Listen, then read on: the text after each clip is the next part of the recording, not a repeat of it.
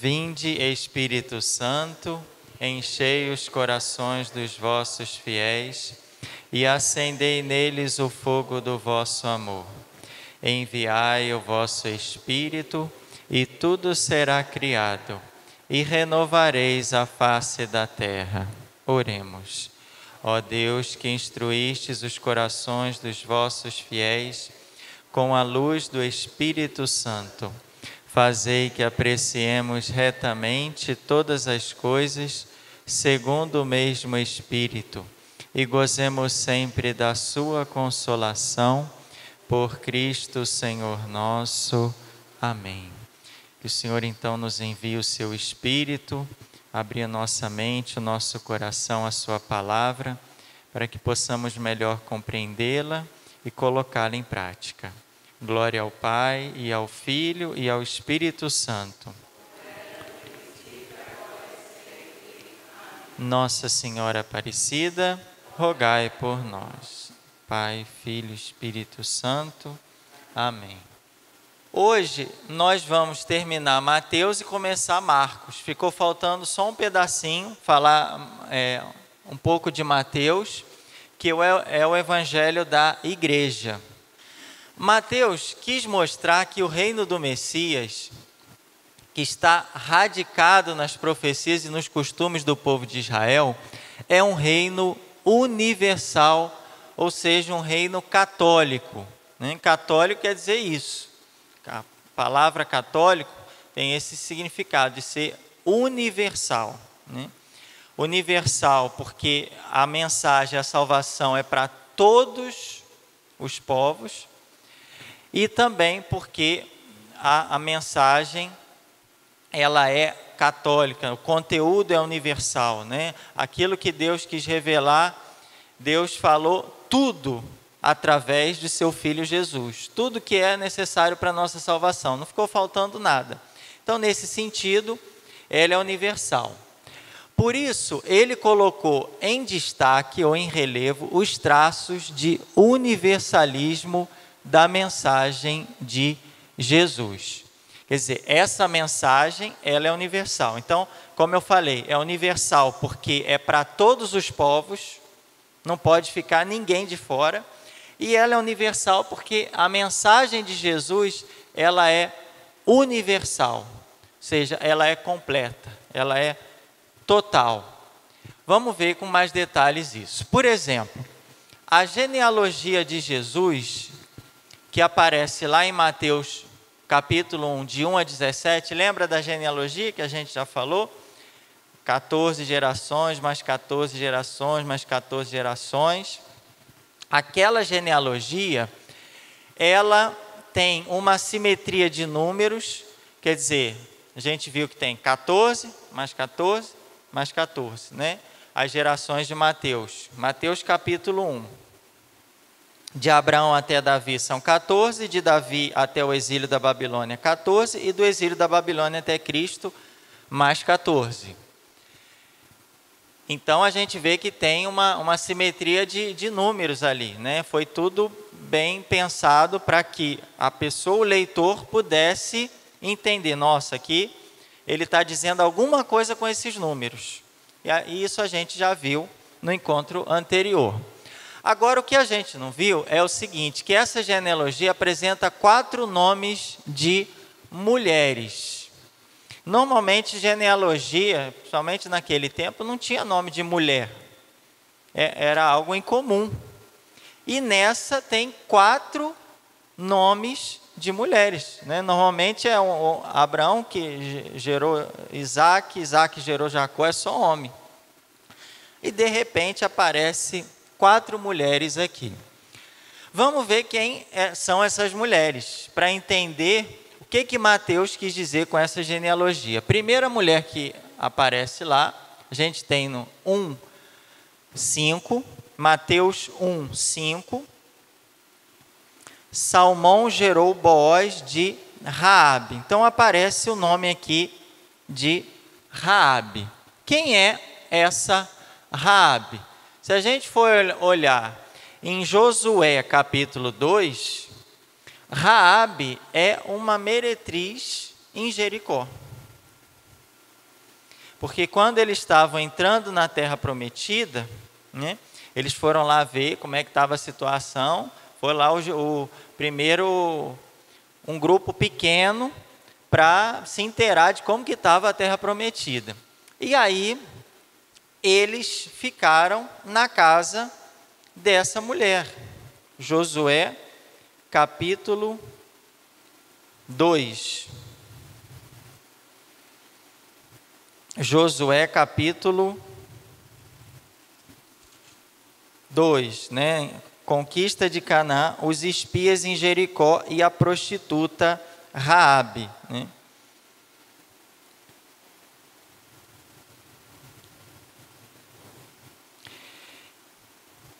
Josué enviou, começando lá do versículo 1, né, 2:1. Josué, filho de Num, enviou secretamente de Setim 2 espias, dizendo: ide reconhecer a terra e a cidade de Jericó. Eles foram e entraram na casa de uma prostituta chamada Raabe, e lá se hospedaram. Entretanto, avisaram o rei de Jericó: esta noite vieram aqui alguns israelitas para espionar a terra. E o rei de Jericó mandou dizer a Raabe: faze sair os homens que vieram a ti e entraram em tua casa, porque são espiões e vieram reconhecer toda esta terra. A mulher, tendo levado os 2 homens a um esconderijo, respondeu: os homens de fato vieram à minha casa, mas eu não sabia de onde eram. Quando as portas da cidade iam ser fechadas, ao escurecer, os homens saíram e eu não sei para onde foram. Ide sem demora ao encalço deles e os alcançareis. Quer dizer, ela escondeu lá os dois espiões. E depois eles falaram: olha, quando a gente conquistar a terra, você, né, e sua família serão poupados. Né? A gente vai matar todo mundo, porque a gente vai conquistar essa terra que foi dada por Deus, é a terra prometida, a terra de Canaã. E ela depois foi poupada porque ela fez esse ato, né, de caridade, esconder os espiões lá. Né, o rei de Jericó foi até procurar e falou: oh, não tem ninguém aqui. Quer dizer, ela colocou a sua vida em risco para salvar os espiões. E ela aparece na genealogia de Jesus, uma prostituta. E não é à toa, e não é por acaso. É porque a mensagem de salvação é para todos, principalmente para os pecadores. Né? Essa salvação não foi feita para um povo eleito só, mas é universal. Então, até Raabe, que era de outro povo, né, uma meretriz, uma prostituta, também ela faz parte da genealogia de Jesus. Né? Ela aparece na genealogia de Jesus. Não só ela, outra mulher que aparece no versículo 3, Mateus 1:3, é Tamar. Deixa eu marcar aqui, Mateus 1:3. Judá gerou Farés e Zara de Tamar. Né? Essa Tamar, ela vai aparecer em Gênesis 38, de 6 a 26. Né? Uma mulher pouco honesta, né? Ela tinha lá seus pecados, seus defeitos, e provavelmente também não era era cananeia, não era do povo de Israel, não era dos judeus, era de outro povo. Então, depois, quem quiser, Gênesis 38, de 6 a 26. A gente vai ler tudo, senão não vai acabar Mateus hoje. Hoje tem que acabar Mateus. Outra mulher que aparece, aqui eu botei até uma imagem aqui da Raabe, é a Ruth, que é uma moabita. Né? Ela é de Moabe, é de outro povo também, é mulher e de outro povo. Ela vai aparecer, tem um livro para ela, né? O livro de Ruth conta a história dela, essa moabita. Coloquei aqui também uma imagem dela. Ruth, a moabita, aparece aqui na genealogia de Jesus. Mais para frente, se tudo der certo, né? A gente vai estudar Ruth, e, se não me engano, tem uma aula de Ruth gravada. Quem quiser também já adiantar e saber mais sobre a história de Ruth, tem o livro de Ruth na Bíblia e tem uma aula de Ruth também. A Moabita, quer dizer, de outro povo, né? Uma mulher que foi inserida na descendência de Jesus, no povo eleito, mas ela era de outro povo, para dizer que a salvação é o quê? Universal. E tem uma outra mulher que aparece no versículo 6, que é a Betsabé, né? Está lá, Jessé gerou o rei Davi, Davi gerou Salomão da mulher de Urias, né? Aquele episódio que Davi ficou com Betsabé e acabou também fazendo com que o marido dela morresse para ficar com a mulher dele, aquela história de Davi, né? Que está em 2 Samuel, capítulo 11, né? Fala lá sobre ela. Betsabé, esposa de Urias, hitita, ela é hitita como seu marido também. Quer dizer, nós temos na descendência de Jesus uma cananeia, uma moabita, uma hitita, né? Aliás, 2 cananeias, que é Raabe e Tamar, né? E são nome de mulheres estrangeiras ou de má vida, né? Que não era assim o melhor exemplo de mulher, né? Eram mulheres, tem prostituta, tem outra que não foi muito honesta lá, fez coisas desonestas, tem mulheres de outros povos, então são mulheres de estrangeiros de má vida que aparecem aqui na genealogia de Jesus, e não é à toa que Mateus coloca. Elas fazem parte da história sagrada, né, do Antigo Testamento, e Mateus fez questão de colocar aqui, frisando que a salvação não é só para aquele povo, mas ela é universal. Embora Mateus, ele frise muito, ele vai salientar muito que a salvação é para os israelitas, mas não é só para eles. Em primeiro lugar para eles, mas a salvação não é só para o povo de Israel. Tudo bem até aqui? Vocês conheciam a história de alguma dessas mulheres? Já ouviram falar? Alguma nada? Alguns sim, outros mais ou menos, outros nada, né? Então já fica as passagens aí para depois vocês darem uma olhadinha.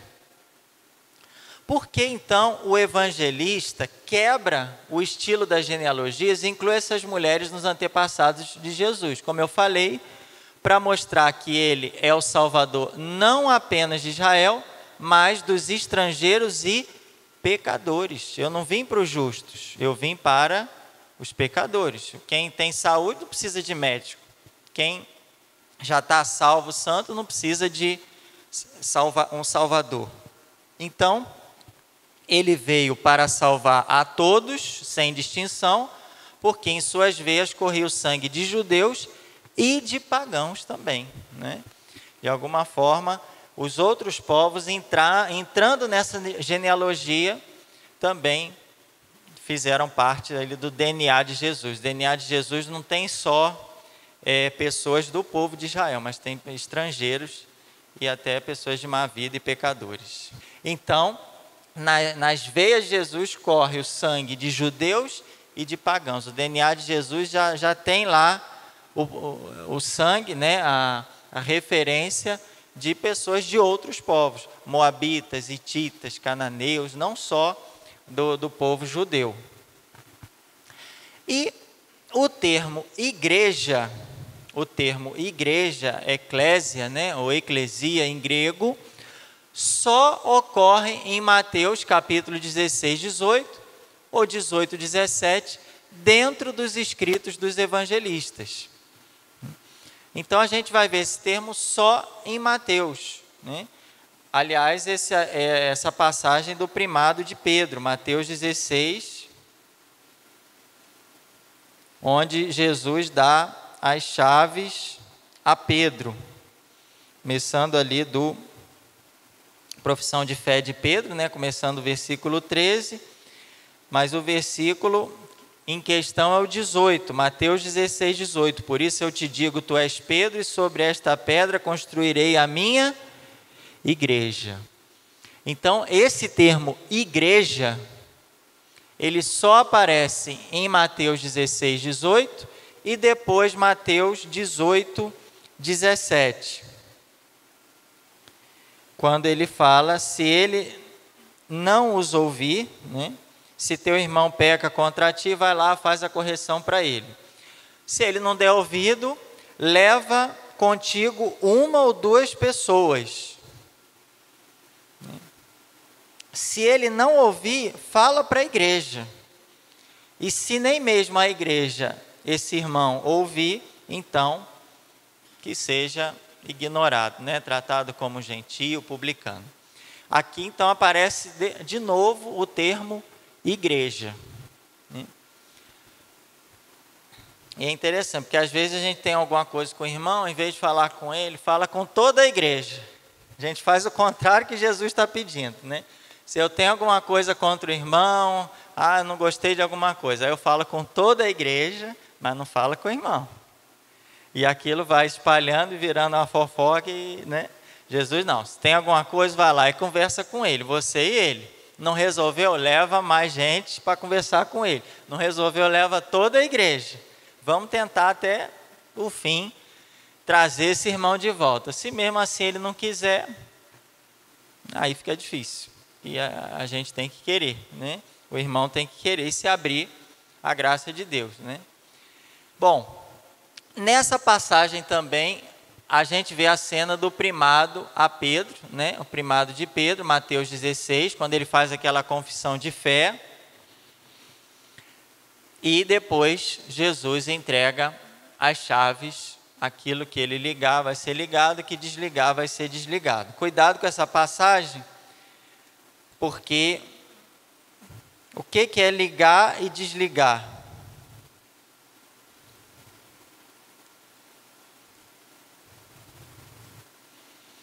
Deixa eu ver lá, Mateus 16. Tudo que ligares na terra será ligado no céu. Tudo que desligares na terra será desligado no céu.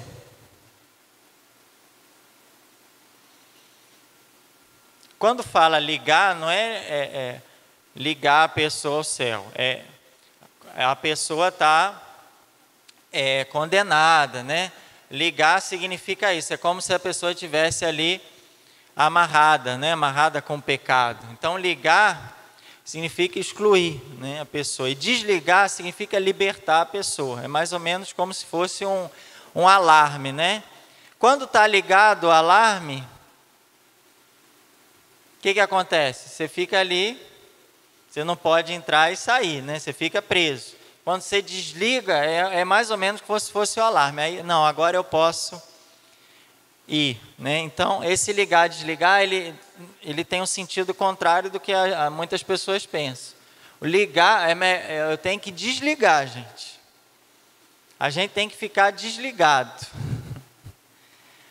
para ser salvo e para entrar no reino dos céus, vamos dizer assim. Ficar ligado é como se a gente tivesse preso, bloqueado, né? A ideia, o sentido é mais ou menos esse. Então, o que você desligar, quer dizer, você libertou a pessoa, você soltou, a pessoa agora está livre para ir para o céu, vamos dizer assim, né? Só para vocês entenderem o sentido, que é o contrário do que as pessoas pensam. A gente pensa que ligar, estou ligado no céu. Não, é o contrário. É desligar, como se fosse assim, perdoar, né? Desligar é perdoar, libertar a pessoa. Então, a gente tem que ficar desligado, nesse sentido aqui. A chave tem que, como se fosse uma chave, tem que abrir, como se o portão tivesse fechado. Aí Pedro tem a chave, abre aqui para mim, para eu poder entrar. Então, o Papa, né, Pedro, com a autoridade que lhe foi dada, ele abre a porta, né? A gente não tem aquela imagem, no céu vai ter lá um portão, quem vai estar lá? Quem que é o porteiro, né? A gente fala o porteiro é São Pedro. Aí está ligado, quer dizer, o alarme está ligado, está trancado. O que Pedro tem que fazer? Desligar, destrancar. Então, esse é o sentido de ligar e desligar.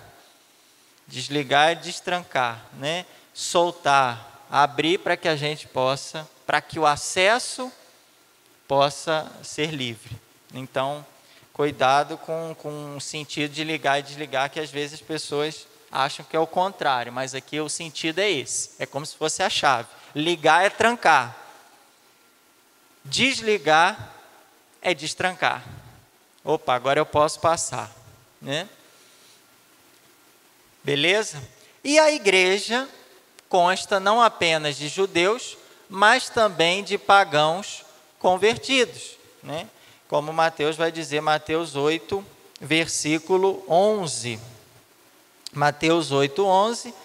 Ora, eu vos digo, muitos virão do Oriente e do Ocidente, se sentarão à mesa do reino dos céus, junto com Abraão, Isaque e Jacó. Enquanto os filhos do reino serão lançados fora nas trevas, onde haverá choro e ranger de dentes. Então, não é porque eu tenho a carteirinha, sou filho de Israel, está a carteirinha aqui. Não, mas essa carteirinha aí não quer dizer nada, né? Outros que não têm a carteirinha, né? Não tem a identidade lá eu sou católico, sou judeu. Não, isso aí não quer dizer nada. A identidade, a carteirinha, a gente vai dizer com a nossa vida. É isso que vale. E é isso que faz a gente, então, entrar no reino dos céus, participar desse grande banquete que o Senhor preparou para nós. Aliás, Ele preparou para todos. Mas não é porque eu sou judeu ou a carteirinha lá, o padre assinou. Antigamente na catequese tinha, né? Cada vez que ia na missa, a criança, né, o padre tinha que assinar. Eu não sei se vocês pegaram agora já mudou, né? Não é muito antigamente não, hoje tem isso. Então, o catequizando vai lá na catequese, né? Aí o padre vai, vê a missa. Aí o padre vai lá e assina, né? Então, aí você mostra lá, Senhor, aqui a carteirinha. Não, mas isso aí é importante. Mas e o resto, né? E a vida depois? Não adianta só mostrar a carteirinha de ter ido na missa. Tem que participar e tem que levar a Eucaristia, aquela experiência que a gente tem, para outras pessoas. Mateus também, ele dedica uma especial reverência a São Pedro, né? Então tem várias passagens aqui, Mateus 14, Mateus 16, Mateus 17. Vamos ver comparar essas duas aqui, Eu vou lá em Marcos, vocês vão em Mateus 26, 40. Mateus 26, 40. Enquanto isso, eu vou em Marcos 14. Vocês vão em Mateus 26, 40. Foi ter então com os discípulos e os encontrou dormindo. E disse Pedro: então não pudestes vigiar 1 hora comigo? Só isso, né? Quando voltou para junto dos discípulos, encontrou-os dormindo. Disse então a Pedro: não fostes capazes de vigiar nem 1 hora comigo? Ele olhou para quem? Para Pedro. Mas falou para todos, né? Vocês não foram capazes de vigiar 1 hora comigo? Olha Marcos 14, 37. Quando voltou, encontrou os discípulos dormindo. Então disse a Pedro: Simão, estás dormindo? Não foste capaz de vigiar 1 só hora?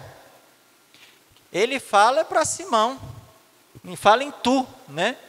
Tu, Simão, você está dormindo, irmão? O que aconteceu? Você está dormindo? Você não foi capaz de vigiar 1 só hora? Marcos fala: você está dormindo, Simão? E Mateus, não, deixa a coisa mais branda, né? Ele pega menos, é mais leve. Mateus pega mais leve com Simão Pedro. Fala: não, vocês têm que vigiar e orar, vocês estão dormindo, tal. Olha para Pedro, mas fala para todos. Enquanto que Marcos olha para Simão, está dormindo, Simão? Mas os outros também estavam dormindo. Mas Marcos, né, ressalta, ele não, o Mateus é mais, né, tem uma reverência maior com Pedro, né? Essa e outras passagens, só para vocês terem uma ideia, que às vezes um detalhezinho faz toda a diferença. O mistério da igreja também está contido no episódio dos magos. Os magos, gente, a gente conhece a história dos magos só em Mateus. Porque Mateus é o único que faz referência aos reis magos. É o único que fala que os magos foram lá visitar o menino Jesus, seguindo a estrela. Conduzidos de longe por uma estrela e orientados pelos próprios judeus, né, que eles foram até perguntar, mas onde que vai nascer? Perguntou até para Herodes. Herodes, espera aí que eu vou chamar o pessoal que sabe aqui. Reuniu lá os sábios. Não, vai nascer em... O que falaram para os magos? Onde que Jesus vai nascer? Em Belém. E aí vocês vão lá, que eu não estou fazendo, não estou meio ocupado aqui. Na volta vocês me falam. Se tiver, eu vou lá adorá-lo, né? Fala para mim que eu vou lá adorá-lo, né? Entre aspas. E os pagãos reconheceram e adoraram o Messias, quer dizer, os magos, né? Ao passo que o rei Herodes e sua corte o quiseram matar, né? Então, essa adoração é um pouquinho diferente aí, tá? Mas é interessante que só Mateus fala isso. Ele vai ressaltar o quê? Quem que foi adorar? Esses magos aparecem de longe, são outros povos que vão adorar Jesus. A salvação é para outros povos, por isso que Mateus também coloca esse episódio. Aqui, a gente vai falar um pouquinho, porque foi uma dúvida que surgiu outra turma, né? Quando a gente estava falando de Mateus, surgiu uma dúvida em outro grupo. E a gente vai aproveitar e trabalhar rapidamente aqui com vocês. Como que a gente vai explicar essa passagem aqui? Mateus 1, 25. Porque volta e meia ela aparece, passa desapercebido, a gente fica na dúvida e depois some. Então, o curso também, finalidade é para a gente tirar algumas dúvidas, né? Pode fazer e a gente ou vai responder aqui ou vai fazer uma pesquisa mais aprofundada e trazer no próximo encontro, que é até melhor para a gente poder ver todas as nuances. Mas aí vocês estão lendo lá Mateus 1, e aí diz o seguinte lá, vamos começar do 24. Ao despertar do sono, né? Não é só a gente que tem sono aqui, né? Mas José também. José fez o que o anjo do Senhor lhe havia ordenado e acolheu sua mulher. Tá, aí vem o versículo 25. E não conviveu com ela enquanto não deu à luz o filho ao qual ele pôs o nome de Jesus. Tem outras traduções que falam, ele não conviveu com Maria até que ela deu à luz o filho, até o momento que ela deu à luz um filho. No grego a gente pode traduzir assim também, até que ou enquanto. Significa o quê? Eles, até o momento que ela deu à luz, eles não conviveram. O que vocês entendem? E depois? Depois eles conviveram?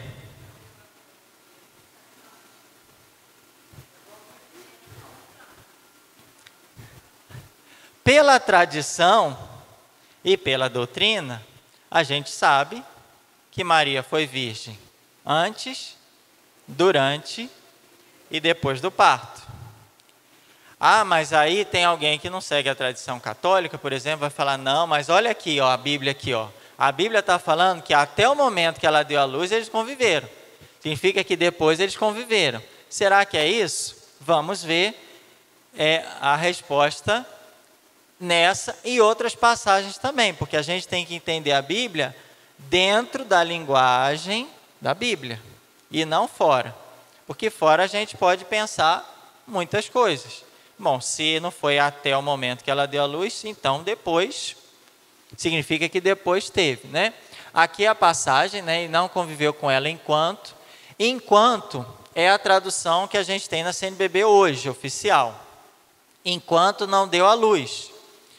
Outras traduções, elas dizem assim, até o dia em que deu à luz, que também tem o mesmo sentido. Enquanto não deu à luz ou até o dia que deu à luz. Essa expressão, até que, não significa que depois do nascimento de Jesus, José passou a manter relações conjugais com Maria. Essa expressão indica que não teve até esse momento. Quer dizer, que até o momento de dar à luz ela não teve. Mas não significa que depois ela teve. Por quê? Porque na linguagem bíblica, essa é o que a gente chama de conjunção temporal, no original grego, heos, hu, e no hebraico, ad, ki, não implica necessariamente mudança de situação no que se segue depois. Ele só quis dizer que até lá não teve, mas não quis falar nada para frente. São expressões, tanto no grego e no hebraico, que fala que até lá o momento não teve, mas não quer falar que depois teve. E a gente tem exemplos disso em várias outras passagens bíblicas. Eu trouxe algumas, né? Por exemplo, eu trouxe uma no Novo e uma no Antigo Testamento. No Novo Testamento, a gente tem a mesma expressão que foi usada aqui em 1 Timóteo 4,13. Deixa eu abrir aqui rapidinho, só para a gente. 1 Timóteo 4,13. Recomendações a Timóteo. Até que eu chegue aí, dedica-te à leitura, à exortação e ao ensino. O até que. Quer dizer, até que Paulo chegasse lá onde Timóteo estava, você vai ler, vai fazer exortação, vai ensino. Quer dizer que depois, então, você não precisa mais. Não precisa mais estudar, não precisa mais exortar ninguém, ensinar ninguém. Quer dizer isso? Não. Quer dizer que até o momento que chegar, você faz isso. Depois, eu não quero dizer nada depois. Então, da mesma forma, essa mesma expressão vai aparecer. Até o momento que Maria deu à luz, eles não conviveram. Depois, eu não quero dizer nada depois. Não quero dizer que depois eles tiveram. Simplesmente que até o momento que ela deu à luz, não teve. Vamos ver outra passagem agora do Antigo Testamento. Segundo livro de Samuel 6, 23. Segundo Samuel 6, 23. Já tem que voltar um pouquinho mais. Aqui é no tempo de Davi, né? A arca está entrando em Jerusalém. E aqui o 6, 23 fala o seguinte. Acharam aí? 6, 23. E Micol, filha de Saul, não é Micose não, tá, gente? É Micol, filha de Saul, não teve filhos até o dia de sua morte. Será? Até o dia de sua morte ela não teve filhos. Então depois que ela morreu ela teve? Está vendo que é um jeito, é a linguagem própria bíblica. Né? Aqui no caso do hebraico, tanto o hebraico como no grego, eles têm esse modo de falar. Não quer dizer que depois a situação mudou. Depois que ela morreu, ela teve. Não, até o dia de sua morte, ela não teve. Ponto final. Não quer dizer que depois que ela morreu, ela teve filho. Vocês estão entendendo? É um jeito, é uma linguagem própria da Bíblia. A gente tem que entender assim. Não quer dizer que depois José e Maria conviveram como marido e mulher. Quer dizer que até o dia que nasceu Jesus, eles não conviveram. Ponto. Né? É um jeito de dizer que ela foi virgem até o momento. Não quer dizer que depois ela deixou de ser. Por outras passagens, a gente sabe que eles tinham um projeto de viver, né, como irmãos, mesmo sendo casados. E tanto é que ela fala, como que eu vou ter esse filho se eu não conheço o homem? Ué, mas vem cá, você está noiva dele. O normal de qualquer mulher, de qualquer menina, seria pensar o quê? Bom, se eu estou noiva, não, beleza, já entendi, vamos consumar esse noivado, né? Vamos realizar o casamento. Pelo casamento, as coisas naturais. Mas por que ela faz essa pergunta? Porque no fundo, eles tinham um projeto de viver de forma diferente. Porque senão não teria lógica. Mas como que eu vou se eu não conheço homem algum? Né? O normal, ela não vou nem perguntar, porque eu já sei o modo normal de ter filho, né? Estou noiva, né? As coisas seguindo o curso normal é assim. Mas como ele já tinha um projeto de viver, né, como irmãos, né, de forma diferente o matrimônio, e ela não tinha um projeto de ser mãe de modo natural, ela fez essa pergunta. Então, de modo espiritual, ela concebeu, né, pelo Espírito Santo.